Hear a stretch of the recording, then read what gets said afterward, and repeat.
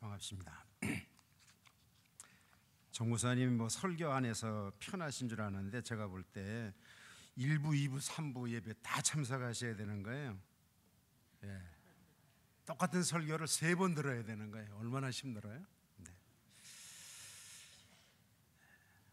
할아버지, 할머니로 이 자리에 섰습니다. 예. 저도 손자, 손녀가 있는데 우리 애들한테 늘 꾸지람 들어요.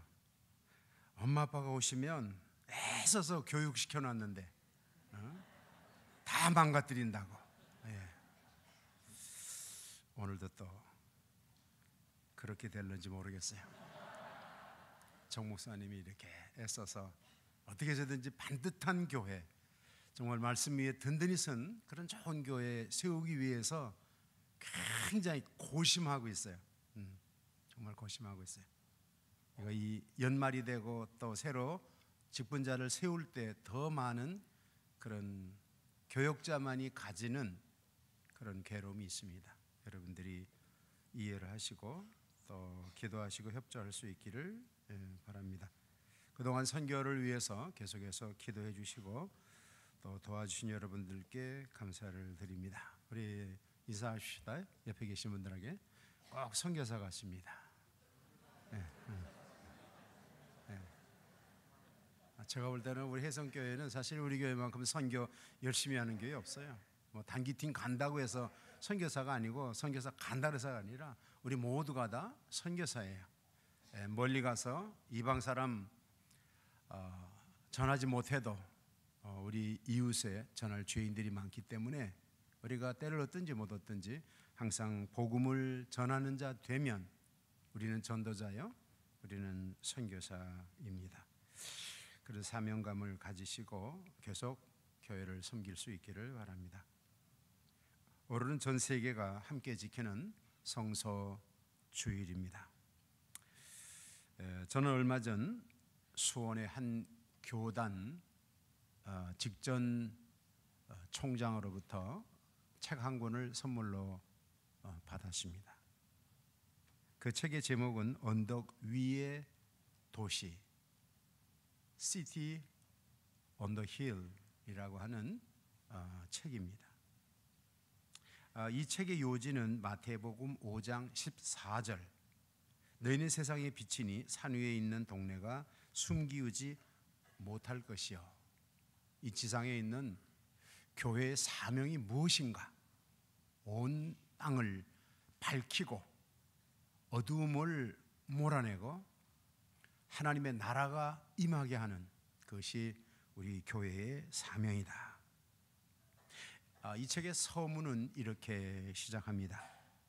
정의가 강물처럼 흐르고 부정과 불의가 억제되고 경건한 신자들이 우대를 받고 하나님의 말씀이 최종적인 권위를 가지는 사회, 그런 나라. 오늘과 같이 악이 흉흉하는 이때에 언덕 위의 도시 더욱 간절해지지 않는가, 이렇게 책의 서문에 밝히고 있습니다. 16세기, 17세기 언덕 위에 새로운 도시를 꿈꾸던 퓨리탄들, 청교도들은 성경적인 행복한 가정의 원형을 회복하자. 우리 가정 얼마나 중요한지 모릅니다. 성경적인 그런 가정 우리가 회복해야 될 것입니다. 또 성경 말씀 위에 올바른 자녀 교육, 학교 교육을 정립하자. 교회 교육, 또 우리 사회 교육, 지금 우리나라의 심각한 그런 교육 문제 우리가 깊이 생각하고 기도해야 될 것입니다. 성경적인 예배의 회복, 실천 있는 성도들의 생활, 예배가 회복되고 말씀이 회복되는 그런 공동체, 주님의 주권이 실행되는 교회 정치를 구현하자. 우리 교회 또 노회, 총회 할 것 없이 참 하나님의 주권이 시행되는 그런 교회를 꿈꾸었습니다. 하나님이 기뻐하시는 국가를 건설하고 우리가 어느 때보다도 나라와 민족을 위해서 깨어 기도할 때입니다. 청교도들은 이렇게 말씀 위에 든든하게 선 그런 경건한 사회, 공동체, 가정, 교회가 되기를 저들은 꿈꾸며 순교의 길을 갔던 것을 우리가 압니다. 특별히 오늘 성서주의를 맞이하면서 66권의 성경책을 우리에게 주신 하나님께 감사하며 황무한 이 땅에 그리스도의 복음이 널리 선포되어 하나님의 주권이 통치하는 그날이 오기를 사모하는 오늘 성서주일입니다. 우리는 사실 가정마다 성경책이 너무 많아서 넘쳐나고 있습니다. 그러나 아직도 지구상에는 자기 말로 된 성경책을 가지지 못한 나라, 족속, 방언들이 많이 있습니다. 우리가 우리말로 된 성경을 가졌다는 것, 이것은 정말 놀라운 축복이 아닐 수가 없습니다. 그러나 우리가 성경책을 가졌다는 것, 이거 한 가지만으로 우리는 만족할 수는 없습니다. 이제 한국교회는 무엇인가 새로운 개혁과 새로운 변화와 새로운 결단을 요구하는 그런 시대에 우리가 서 있습니다. 우리가 이제 새로운 돌파구를 찾지 못한다면 서구의 기독교와 같이 옛 성토와 같이 텅 빈 교회당, 낡은 의자들, 젊은이들이 다 떠난 시골 마을과 같은 그런 교회가 될 것입니다. 주님께서는 이미 우리들에게 경고를 하셨습니다. 소금이 만일 그 맛을 잃으면 다만 사람들에게 밟힐 뿐이니라. 사실 우리 한국교회 세계에서 보기 드물 만큼 부흥하고 성장한 그런 교회이지만 또 세상 사람들에게 많이 짓밟히고 있는 그런 오늘 우리들의 현실입니다. 그 어느 때보다도 말씀 위에 다시 서는 그런 새로운 각오와 결심이 우리들에게 있어야 될 것입니다. 오늘 본문은 사도 바울이 데살로니가 교회에 보낸 편지입니다. 데살로니가 전서 후서는 바울의 서신 가운데 가장 먼저 기록된 말씀입니다. 바울의 제2차 전도 여행 중에 비록 석 주간 동안 데살로니가에 머물면서 세운 작은 개척 교회입니다. 이 데살로니가라는 도시는 주전 316년 건설된 도시 국가입니다. 그 후 주전 42년 빌립보 전쟁에서 로마 제국에 편입이 되었습니다. 데살로니가는 교통의 중심지고 아름다운 항구 도시고 또 산업과 경제가 크게 번창했던 도시입니다. 종교적으로는 제우스 신을 비롯해서 각종 사원과 우상 숭배가 난무했던 곳입니다. 그리고 국가가 정책적으로 유대인들과 이방인들을 영입함으로 각종 잡다한 종교들이 범람하고 또 그 유대인들을 통한 교회의 핍박이 아주 심했던 그런 지역입니다. 이런 도시 환경 가운데 데살로니가 교회가 세워지고 또 저들이 신앙을 지켰다고 하는 것은 그리 쉬운 일은 아닙니다. 작은 개척교회, 처음 시작된 그 개척교회 주변 환경이 너무도 어려웠습니다. 그러나 데살로니가 교회 성도들은 오늘 본문에 말씀한 대로 정말 열심히 하나님의 말씀을 붙들고 신앙 안에서 승리하는 그런 교회였다고 하는 사실입니다. 데살로니가 전서 2장 19절에 우리의 소망이나 기쁨이나 자랑의 면류관이 무엇이냐, 주의 강림하실 때 우리 주 예수 그리스도 앞에 너희가 아니냐, 너희는 우리의 영광이요 기쁨이니라. 바울이 데살로니가 교회를 향해서 주님 재림하실 때에 우리의 기쁨과 우리의 영광과 우리의 면류관이 누구냐? 바로 너희들이 아니냐 하는 거예요. 오늘 우리 혜성교회 성도 여러분, 여러분들은 우리 주님이 강림하실 때, 주님이 다시 오실 때 정말 한국교회에, 또 우리 혜성교회에 기쁨이요, 자랑이요, 영광의 그런 면류관이 되시기를 주의 이름으로 축원합니다. 사실 바울은 데살로니가 성도들과 함께 생활하고 싶었지만 그는 지금 먼 곳에 있습니다. 여러 번 가기를 원했지만 가는 길이 막혀서 갈 수가 없었습니다. 그래서 사랑하는 제자 디모데를 보내서 교회 소식을 다 듣고 그 보고를 받을 때 바울의 마음속에는 얼마나 기뻤는지 모릅니다. 주님 재림하실 때 우리의 기쁨과 우리의 영광과 자랑스러운 면류관이 누구냐? 너희들이 아니냐? 그렇게 되기를 소원했던 바울의 간절한 소원이 오늘 본문 속에 담겨져 있습니다. 또 교회를 목회하는 우리 목회자들의 소원이 무엇이겠습니까? 여러분들이 주님 재림하시는 날 정말 영광의 면류관에 그런 아름다운 성도로 목양하고 양육하고 여러분들을 세우는 것이, 그것이 또한 목회자들의 간절한 소원입니다. 또 우리 성도들, 여러분들의 소원이 무엇입니까? 주님 다시 오시는 날, 그 마지막 그날에 우리가 공중 혼인잔치에 참여하고 정말 그리스도로부터 우리가 영광의 면류관을 받아 쓰는 것, 그것이 또한 우리 성도들의 마지막 신앙의 또 목표이기도 합니다. 오늘은 예수님 앞에 영광스러운 면류관, 이런 제목으로 말씀을 드립니다. 우리가 주님 오시는 날 정말 영광스러운 면류관으로 서기 위해서 우리는 어떻게 준비해야 될까? 데살로니가서를 우리가 살펴보면서 오늘 한국교회의 현 주소, 또 오늘 이 시대에 나의 모습이 어떠한가 하는 것을 한번 점검해 볼 수 있기를 바랍니다. 첫째로 우리 한국교회는 이제 믿음이 다시 회복되어야 됩니다. 하나님의 말씀이 다시 회복되어야 됩니다. 교회가 다시 회복되어야 됩니다. 지금의 모습 가지고 우리가 주님 앞에 서는 너무 부끄러울 것이에요.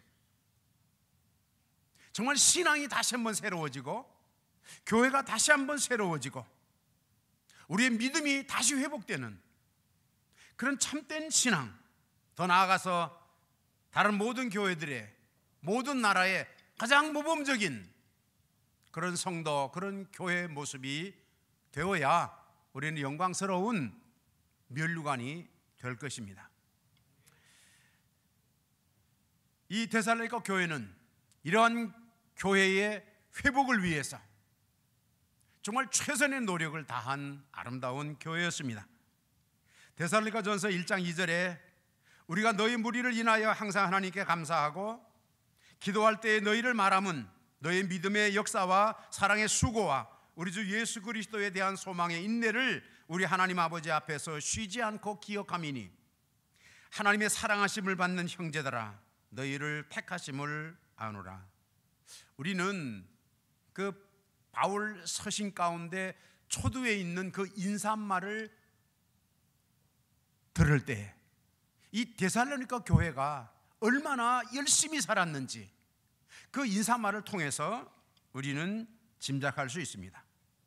또한 데살로니가 교회가 얼마나 하나님의 사랑을 받는 그런 교회였는지 이 말씀 속에서 잘 알 수 있습니다. 데살로니가 교회는 말로만 믿는 그런 교회가 아니었습니다.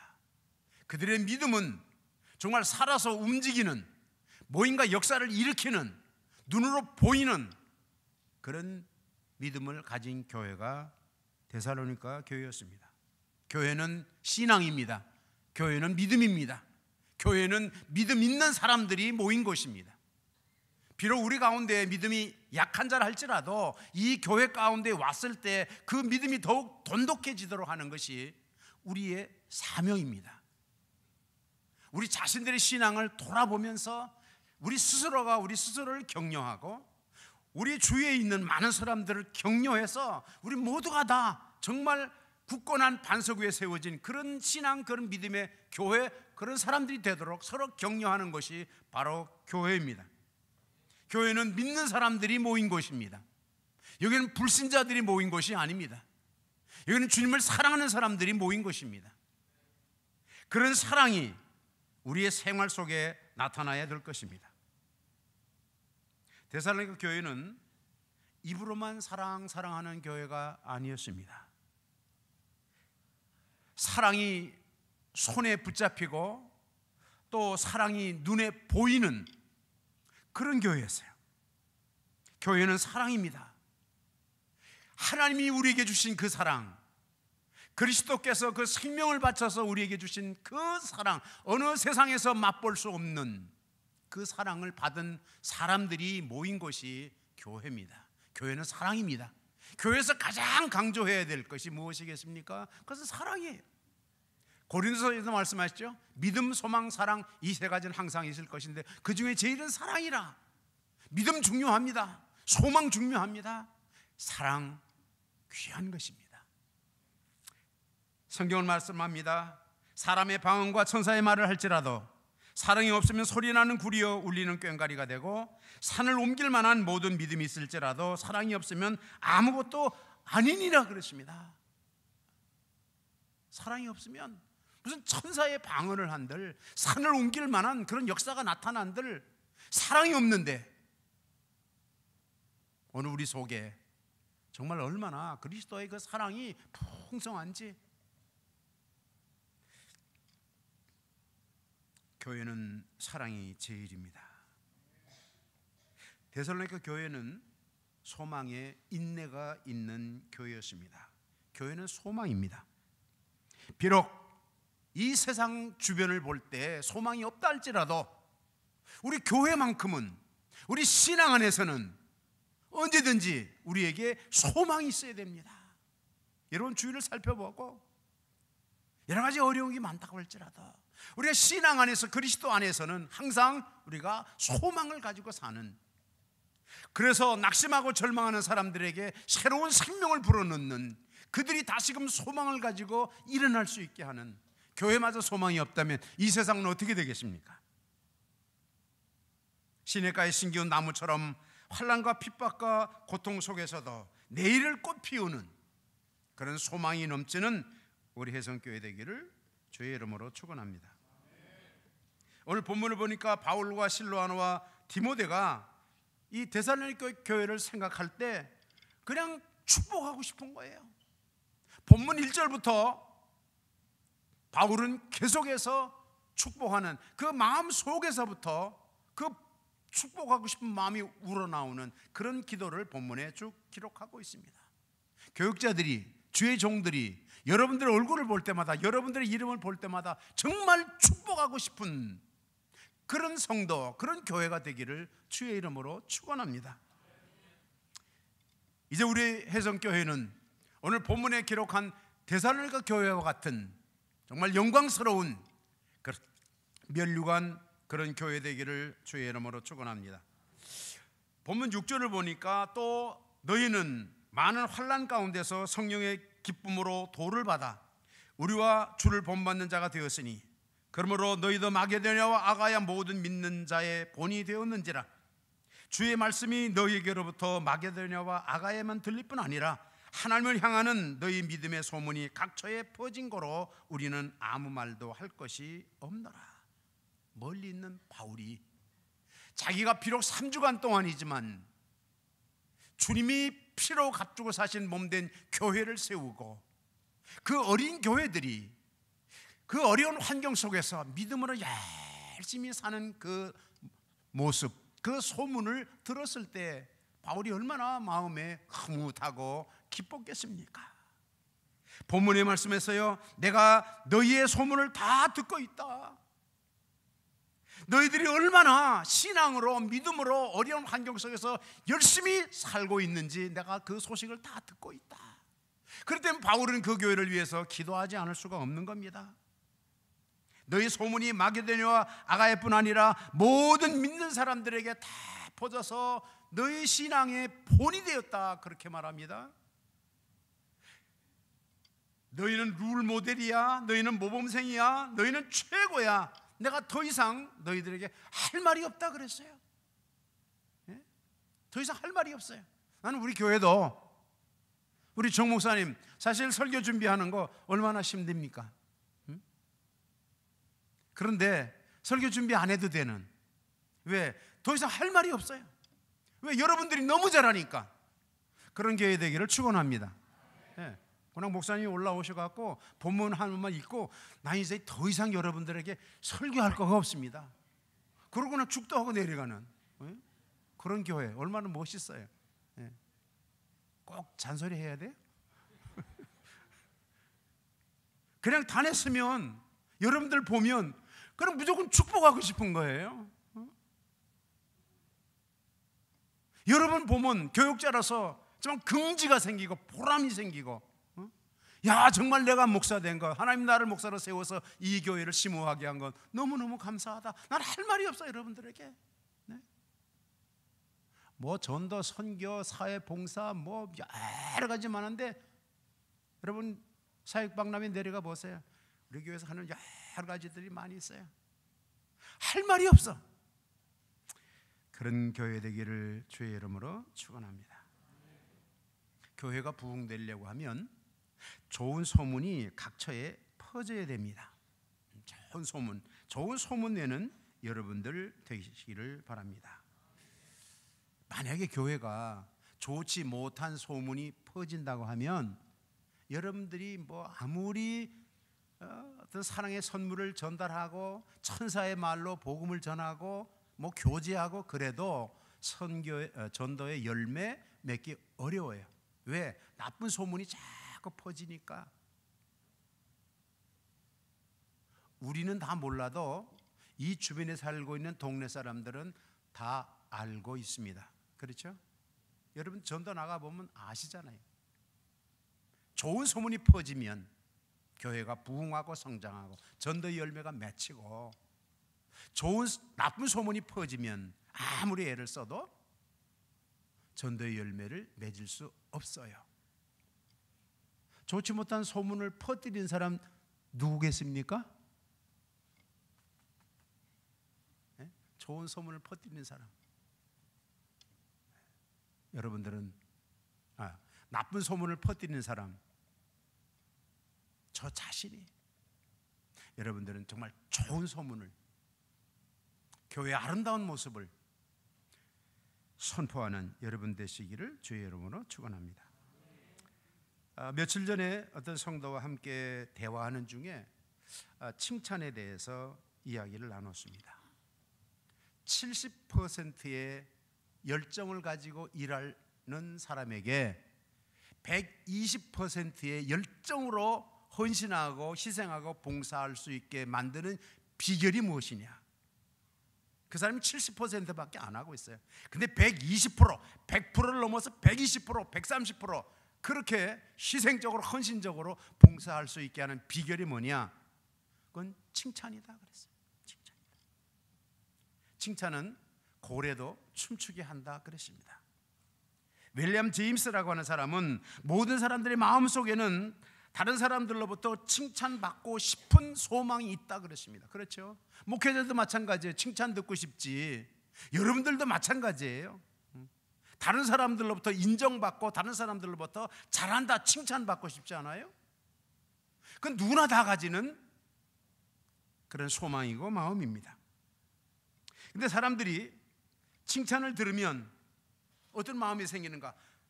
더 잘하고 싶은, 더 열심히 하고 싶은 그런 마음이 속에서 생긴다는 거예요. 칭찬을 들으면 세상과 자신에 대해서 긍정적인 생각이 생긴다는 거예요. 나쁜 마음이 생기는, 긍정적인, 더 좋은. 우리 자녀들이 비록 여러분들에게 만족하지 못하다 할지라도 어이구 그렇게 하지 마세요. 예. 정말 멋있다, 잘한다. 비록 공부를 못해도 잘한다고 해보세요. 그러면 그 아이들이 더 잘하고 싶은 그런 마음이 속에서 생기는 거예요. 그런데 계속 반대로 욕을 먹고 꾸지람을 들으면 자신과 세상에 대해서 비관하고 부정적인 생각이 자꾸 든다는 거예요. 그래 맞아, 나는 뭐 소망이 없어. 나는 안 돼. 그래서 이 불행한 사건들이 많이 생기는 거예요. 할 수 있는 대로가 아니라 정말 다른 사람을 나보다 낮게 여기는, 다른 사람들에게 복을 비는, 다른 사람들을 세워주는, 다른 사람들을 칭찬하는 그런 우리 교회 되기를 주의 이름으로 축원합니다. 세상에 돈 안 들고 가장 큰 효과를 볼 수 있는 거, 그거는 칭찬이다 그랬잖아요. 예. 얼마나 좋아요. 칭찬한다 그래서 뭐 돈이 들어요? 뭐가 들어요? 예. 오늘 우리 찬양대 어땠어요? 잘했어요? 어땠어요? 주님 앞에 설 때 우리는 주님의 그 사랑을 찬양하리라. 너무너무 멋있었어요. 예. 저는 이 교회 생활하면서 제일 부러운 게 이거 하시는 분이 예. 이 손 하나에 온 대원들의 시선과 관심과 모든 것이 다 내 손 안에 있어이다. 예. 저는 목회도 그렇게 했으면 좋겠어요. 쫙 쳐다보고 긴장하고 딱 하면 코드 빡 부르고, 바이올린 하시는 분들, 뭐 올겐, 피아니스트, 그 다음에 저 뭐예요? 예? 건드라비스. 예. 아주 저음으로 쫙 깔아가지고 그렇게 해서 아름다운 하모니를 이루는 찬양. 오늘 찬양 멋있습니다. 하나님께 영광을 돌렸습니다. 우리 박수로.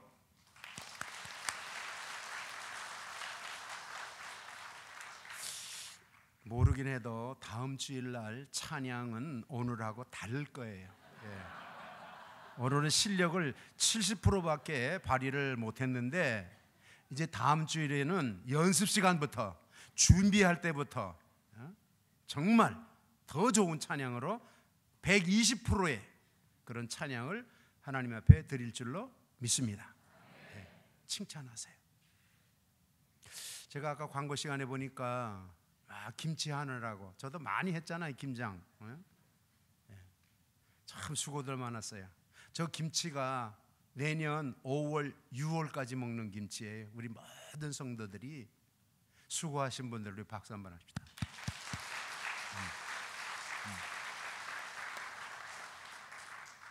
그 밖에 눈에 보이게 눈에 보이지 않게 교회를 위해서 참 봉사하는 분들이 많이 계십니다. 그런 분들 뵐 때마다 차량을 위해서 혹은 주일학교를 위해서 여러 가지 모양으로 봉사하는 분들, 지역사회에서 많은 분들이 계신데 그런 분들 볼 때마다 존경하고 그런 분들 볼 때마다 칭찬하는 우리 교회 될 수 있기를 바랍니다. 둘째로 하나님의 말씀이 존경받는, 하나님의 말씀의 권위가 세워지는 그런 교회가 되어야 합니다.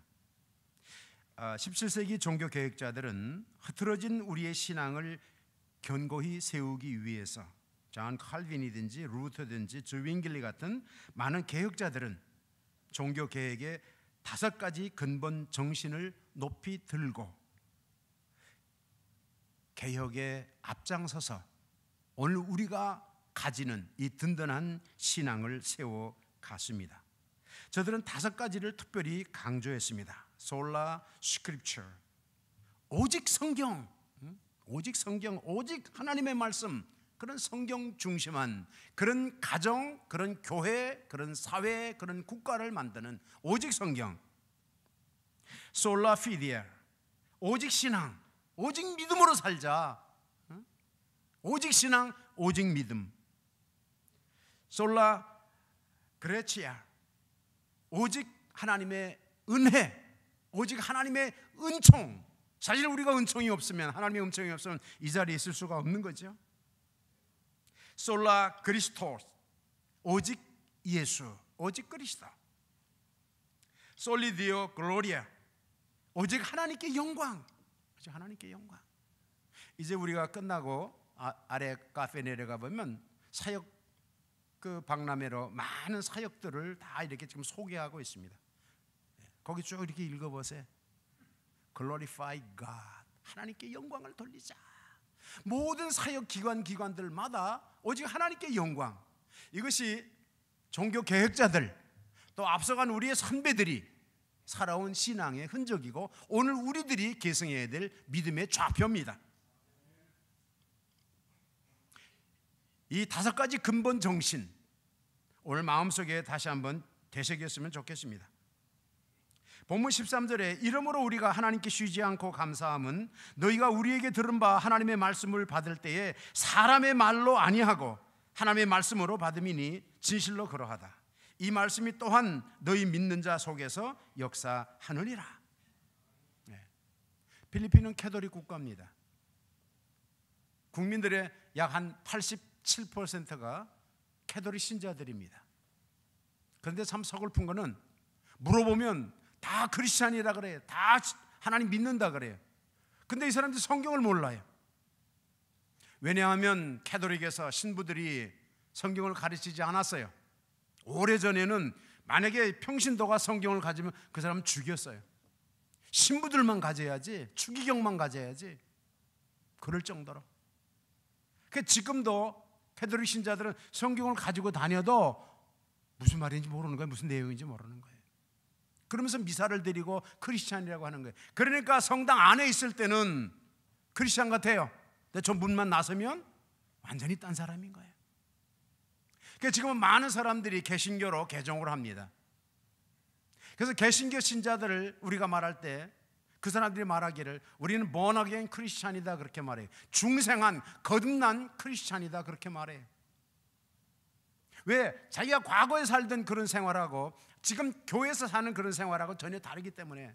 그래서 우리가 전도할 때 이 캐톨릭 국가에서는 주로 성경 공부를 많이 합니다. 목장이든 구역이든 만나서 성경 공부를 해요. 그럼 이 사람들이 깜짝깜짝 놀라는 거예요. 그럼 대충 말은 들었는데 이게 성경 어디 있는지 어떤 내용인지 몰랐는데 성경 말씀을 공부해 보니까 너무 정말 달고 오묘한 거예요. 그래서 사람들이 개종하고 교회로 돌아오는 거예요. 그런 숫자가 지금 전 국민의 6% 7%가 되는 거예요. 필리핀의 이 개신교는 성경 봉독할 때 다 일어섭니다. 우린 다 앉아서 들었잖아요. 이 사람 다 일어나요. 왜? 하나님의 말씀이 선포되는 시간이니까. 하나님의 말씀을 존경하고 존중하고 높이기 위해서. 또한 일어났다고 하는 것은 우리가 그 말씀을 인해서 희생하고 헌신하고 그 말씀대로 살겠습니다. 그런 표시예요. 그래서 일어나서 하나님의 말씀을 받아요. 우리 한국교회는 뭐 찬양할 때도 앉아서 하고 기도할 때도 앉아서 하고 말씀 받을 때도 앉아서 하고 너무너무 편해. 비록 우리가 앉아있다 할지라도 그런 그 말씀에 대한 권위, 말씀에 대한 그 사랑, 그 존경, 그것을 우리가 나타내야 될 것입니다. 우리에게 오늘 가장 시급한 것이 무엇이겠습니까? 그건 예배가 회복되어야 되는 거예요. 말씀이 회복되어야 되는 거예요. 우리 생활이 회복되어야 됩니다.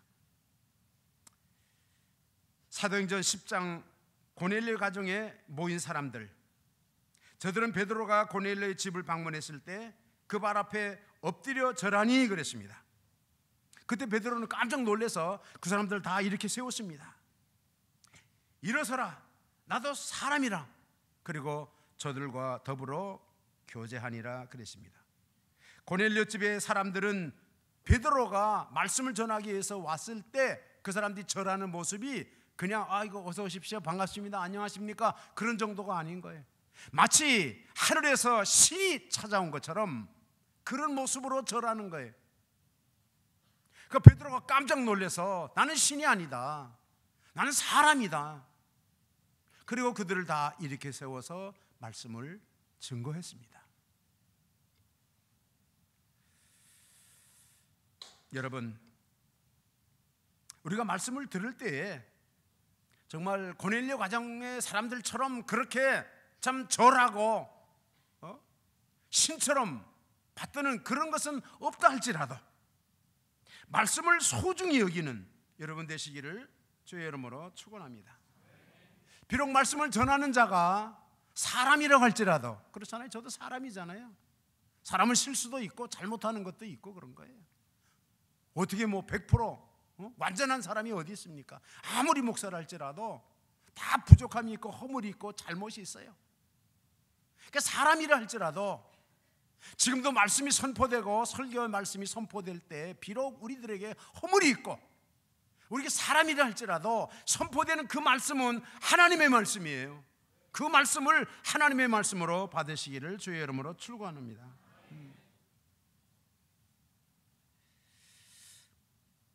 데살로니가 교회는 13절에 보니까 이 말씀이 또한 너희 믿는 자 속에서 역사하느니라 말씀했습니다. 말씀이 권위가 있고 말씀이 존경받을 때 삶이 있는 거예요. 왜 우리가 삶이 없습니까? 말씀을 들을 때 말씀을 바로 들어야 되는데 자꾸 말씀 전하는 사람을 보는 거예요. 그래서 그 말씀까지도 다 버리는 거예요. 에스겔 3장 33장에 보면은 양들이 그 꼴을 먹고 그 꼴을 발로 밟았다 그랬습니다. 우리가 그런 모습이 너무 많아요. 여러분들 말씀을 귀하게 여기시기를 바랍니다. 말씀 전하는 자 때문에 아니에요. 그 말씀이 생명 있는, 말씀이 살아있는, 말씀의 능력이 있고 말씀의 권위가 있기 때문에 그래요. 여러분들이 만약에 말씀을 그렇게 존중하지 않는다고 하면은 우리가 신앙으로 살 수 있겠습니까? 말씀이 존경받을 때 교회와 성도의 삶이 변화되고 새롭게 될 줄로 믿습니다.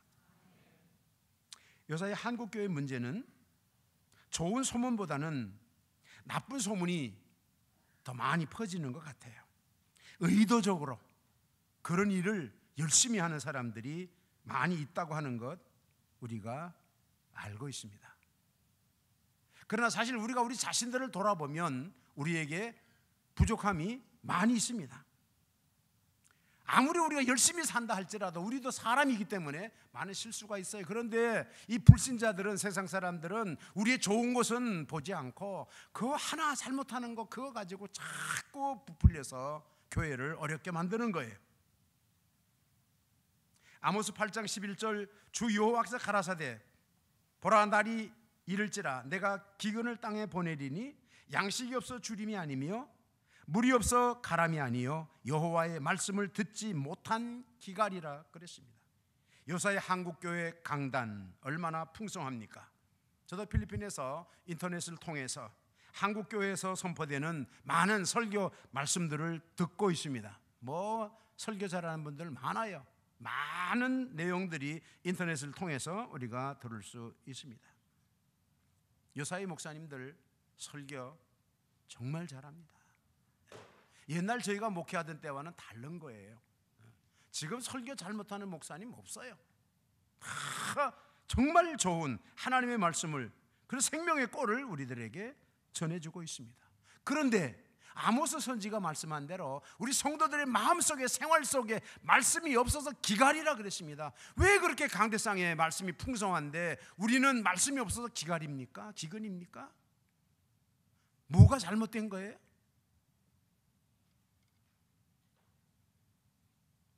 세상 사람들이 요사이 교회를 신랄하게 비판하고 있습니다.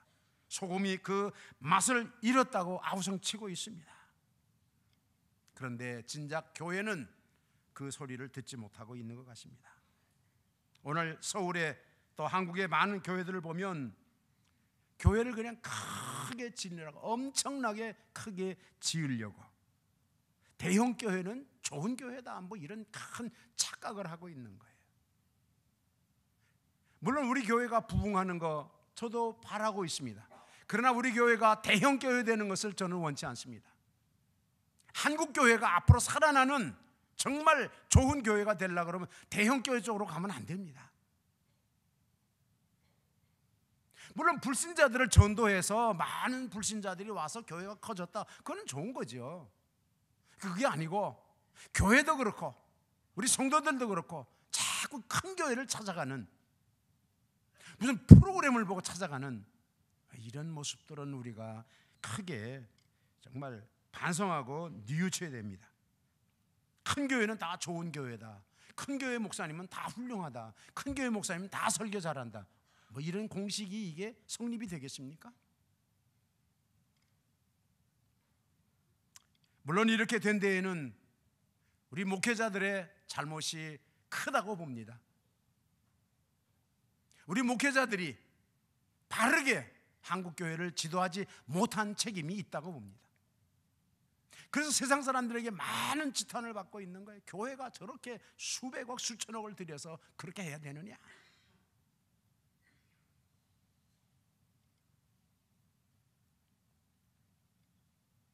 그러나 다행한 것은 요사이 조금씩 개혁의 소리, 개혁의 움직임이 보이고 있습니다. 호화로운 결혼식 주례를 하지 않겠다. 물론 목사도 그런 주례 하지 않겠다. 우리 성도들도 너무 지나치게, 외국은 이렇게 하지 않거든요. 조금 간소하면서도 꼭 필요한 정중한 그런 예식이 진행됐으면 좋겠어요. 그 화려함 때문에 얼마나 많은 부작용이 생기고 있습니까? 교회 세습을 안 하겠다. 잘하는 거예요. 네. 그러나 세습이라고 하는 것이 꼭 나쁜 것만은 아니에요. 우리 노회 안에도 제가 듣기로 어떤 교회는 100% 교인들이 목사님, 원로 목사를 모시고 그 아드님을 담임 목사로 100% 찬송해서 담임 목사로 세웠습니다. 교회가 정말 100% 목사님의 자녀를 우리 교회의 2대 목사님으로 모시고 싶습니다. 그거 좋은 거예요. 그건 나쁜 세습이 아니에요. 문제는 교인들이 원하지 않는데 자꾸 마치 자기가 교회를 세운 것처럼 그렇게 세습하는 그런 모습은 참 불행한 모습이라고 하는 것입니다. 요사이는 큰 교회들이 작은 교회로 자연스럽게 나누어주는, 분립하는 그런 운동이 서서히 일어나고 있습니다. 정말 바람직한 일입니다. 큰 교회, 몇만 명 모이는 큰 교회 하나보다는 그것을 100개로 나누어서 작은 교회 100개로 하면 전도나 모든 면에 얼마나 활발해지겠습니까? 이제 한국 교회가 사는 일은 큰 교회를 만드는 것이 아니고 작은 교회로 나누는 작은 교회 운동입니다. 외형만 키우는 행사 위주의 그런 교회가 아니라 그리스도의 참 사랑과 그리스도의 참 생명이 있는 그런 살아있는 교회, 이것이 한국 교회를 위한 그런 아름다운 교회의 모습인 줄로 믿습니다. 말씀이 존경받는 교회, 예배가 살아있는 교회, 성도들의 삶이 새로워지는 교회, 정말 아름다운 교회입니다. 셋째로, 그날을 주님의 재림을 준비하는 우리 교회, 처음 믿을 때보다 지금은 그날이 훨씬 가까이 와 있다고 하는 사실을 우리는 피부로 느끼고 있습니다. 성경은 그런즉 깨어 있어라, 너는 그날과 그 시를 알지 못하느니라 그랬습니다. 주님이 다시 오신다. 곧 주님이 다시 오신다. 이 마라나타, 처음 초대교회 성도들은 주님이 곧 오신다고 하는 그런 신앙으로 살았습니다. 만약에 주님이 곧 오신다, 여러분들 어떠십니까? 웰컴, 환영하겠습니까? 아니면 아이고 나는 아직도 기름도 등도 다 준비가 안 됐는데 주님 오시면 어떡할까? 모르겠어요. 주님 지금 오셔도 요한계시록 마지막 장에 말씀하신 대로 이것들을 증거하신 이가 가라사대 내가 진실로 속히 오리라 하시기를 아멘. 주 예수여 오시옵소서. 이렇게 그 참 준비된 그 기다리는 그런 마음이 우리에게 있어서 언제 오시든지 주님을 영접할 수 있는 그런 준비가 되어 있어야 할 텐데, 우리의 관심은 그날보다는 오늘 내가 어떻게 사느냐, 이 세상에서 내가 얼마나 낙을 누리며 사느냐, 얼마나 편하게 사느냐, 여기에 우리의 관심이 있어요. 이거 큰 문제예요. 요한계시록 1장 3절에서는 이 예언의 말씀을 읽는 자와 듣는 자들과 그 가운데 기록한 것을 지키는 자들이 복이 있나니 때가 가까움이라. 때가 가까움이라. 그때가 가까울수록 우리가 해야 될 일은 성경을 읽는 겁니다. 성경을 읽는다는 것. 어떤 사람들 성경을 읽다가 주님을 만나고, 어떤 사람들 성경을 읽다가 성령을 체험하고, 어떤 사람은 성경을 읽다가 변해서 새 사람이 되었습니다. 우리 교회가 성경 2000독 읽기 운동하는 거 참 잘한 겁니다. 제가 목회할 때도 성경 필사 쓰는 것을 권장했던 때가 있습니다. 요사이도 필리핀에서는 성경 통독을 많이 합니다. 아마 한국 교회도 많이 하는 줄로 알아요. 여러분들, 우리 어떤 분들 보니까 100독 이상 하셨어요. 척추뼈가 다 물러앉을 때까지 그렇게 불편한 몸이지만 열심히 성경을 읽는 우리가 얼마나 말씀을 가까이 하고 있는가. 사도행전 8장에 에티오피아 여왕의 국고를 맡았던 내시는 말씀을 읽다가 성령의 감동을 받은 빌립이 와서 복음을 증거할 때 그가 세례를 받고 예수를 믿는 놀라운 역사가 있었습니다. 하나님 말씀은 능력입니다. 하나님 말씀은 살아있습니다. 비록 우리가 그 뜻을 다 이해하지 못한다 할지라도 말씀을 읽고 묵상하고 연구할 때 하나님의 놀라운 기적을 체험하게 될 줄로 믿습니다. 성경에 보니까 성경 말씀을 듣다가 구원받은 사람들도 많이 있습니다. 믿음은 들음에서 난다 그랬습니다. 들음은 그리스도의 말씀으로 말미암는다 그랬습니다. 우리 많이 들어야 됩니다. 귀담아 들어야 됩니다. 경청해야 됩니다. 사도행전 10장 고넬료 가정에 집에 온 사람들 33절에 보니까 내가 곧 당신에게 사람을 보내었더니 오셨으니 잘하였나이다. 이제 우리는 주께서 당신에게 명하신 모든 것을 듣고자 하여 다 하나님 앞에 있나이다. 예배자의 아름다운 모습이에요. 베드로가 왔을 때 하나님이 우리에게 주시려고 준비하신, 당신을 통해서 주시는 그 말씀 듣기 위해서 하나님 앞에 기다리고 있습니다. 이게 예배자의 모습이에요. 매주를 예배 드릴 때마다 우리 목사님을 통해서, 다른 우리 부교육자들을 통해서 선포되는 그 말씀은 여러분들에게 꼭 필요한 하나님께서 준비하신, 그래서 그 사자들의 입을 통해서 여러분들에게 주시는 하나님의 말씀이에요. 고넬료 가정의 사람들은 다 그렇게 말씀을 들었습니다. 그래서 본문 48절에 보면 이들이 다 예수 그리스도의 이름으로 세례를 받았다 그렇게 말씀합니다. 또한 성경에 보니까 하나님 말씀을 지킴으로 복을 받는다 그랬습니다. 지킴으로 복을 받는 우리의 조상들, 우리의 선배들, 우리의 부모님들 정말 순교 정신에서 말씀대로 살려고 얼마나 애를 썼습니까? 그러나 오늘 우리들은 우리 부모님의 신앙이나 우리 선배들의 신앙에서 너무 멀리 떨어진 것 같아요. 이제 우리는 다시금 회개하고 주님 앞으로 돌아오는, 마태복음 28장 19절 20절의 마지막에 주님의 지상명령은 그러므로 너희는 가서 모든 족속으로 제자를 삼아 아버지와 아들과 성령의 이름으로 세례를 주고 내가 너희에게 분부한 모든 것을 가르쳐 지키게 하라. 볼지어다 내가 세상 끝날까지 너희와 항상 함께 있으리라 그랬습니다. 이제 우리는 복음을 들고 땅끝까지 가야 합니다. 가서 이 복음을 전하고 선포하고 모든 제자들을, 모든 족속들을 제자를 삼아야 됩니다. 특별히 주님 분부하신 말씀 가운데 내가 너희에게 분부한 모든 것을 가르쳐 지키게 하라 그랬습니다. 우리 가는 거 중요합니다. 선포하는 거 중요합니다. 가르치는 거 중요합니다. 그런데 주님의 명령은 가르쳐 지키게 하라 그랬습니다.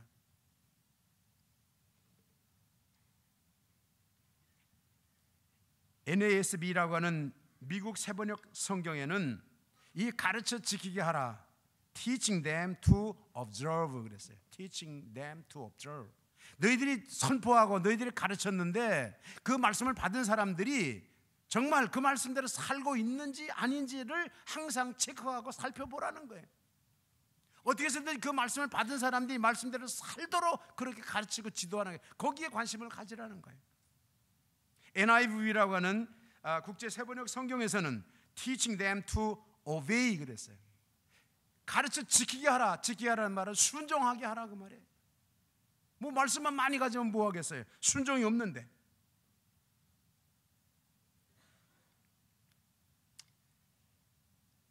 제가 2004년도 시카고에 있는 세계 한인 선교사 대회에 참석했던 적이 있습니다.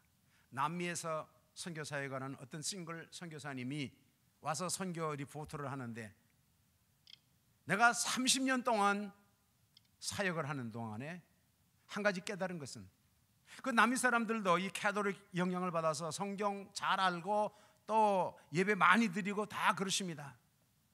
머릿속에 지식으로 성경을 알고 있는 거예요. 근데 이 머리에 있는 지식을 가슴까지 끌어내리는데, 요거 한 30cm밖에 안 되는데 여기서 여기로 끌어내리는데 30년이 걸렸습니다 하는 거예요. 그래도 그건 다행한 거예요. 왜? 30년 걸렸어도 그 지식이 가슴으로 뜨겁게, 그리고 손과 발로 삶으로 연결됐기 때문입니다. 그러나 오늘 우리들 많은 우리 한국 교회는 머리는 다 알아요. 성경 모르는 건 뭐 있습니까? 뭘 훈련받아야 될 것이 있습니까? 뭘 더 가르쳐야 될 것이 있습니까? 몰라요. 몰라서 못하는 거예요. 다 알아요. 머리로만 사도행전 3장에 나면서 안진뱅이 된 사람처럼 머리로만, 근데 관심은 거기에 있지 않고 은과 금에 관심이 있었어요. 나사렛 예수 그리스도 이름으로 일어나 걸으라고 하는 이 삶이 내 가슴에서 삶이 우러나고 내 손과 발에서 삶이 일어나는 이런 한국교회 되기를 원합니다. 주님은 이 예언의 말씀을 읽는 자와 듣는 자들과 그 가운데 기록한 것을 지키는 자들이 복이 있나니 때가 가까웁니다. 우리 모두는 다 예수 그리스도 앞에 영광스러운 멸류관으로 서야 될 사람들입니다. 우리가 어떻게 살아야 될까? 바울이 데살로니가 교회를 향해서 칭찬하고 또 교훈했던 말씀 우리가 깊이 기억하고, 또 데살로니가 성도들이 그 어려운 개척교회 또 그 어려운 환경 속에서 참 신앙으로 믿음으로 살려고 애썼던 그 모습들이 오늘 우리 교회에 있기를 주의 이름으로 축원합니다. 기도합니다. 사랑의 주님 감사합니다. 오늘 전 세계가 성소